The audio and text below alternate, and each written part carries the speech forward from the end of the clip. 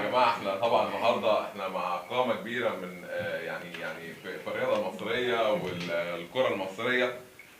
كابتن مصطفى يونس طبعا نجم النادي الاهلي ونجم المنتخب الوطني السابق والمحلل الفني دلوقتي والمذيع كمان والاعلامي الكبير كابتن مصطفى يونس.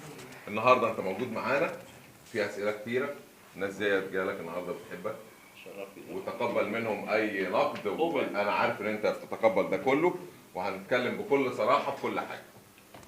اولا انا بشكركم جدا وبشكر الاخ والزميل العزيز والاعلامي المتميز حاتم الشربيني، لان احنا يعني كنا قريبين من بعض لفتره طويله.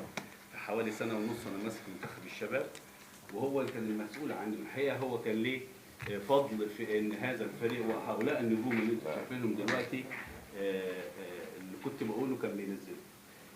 قبل ما ابتدي كلامي يمكن نقطه مهمه عايز اتكلم فيها. أنا اتسألت كتير قوي وسمعت على الميديا كلها المقروءة والمكتوبة، هو مصطفى فين اللي كان بيهاجم النادي الأهلي وبيهاجم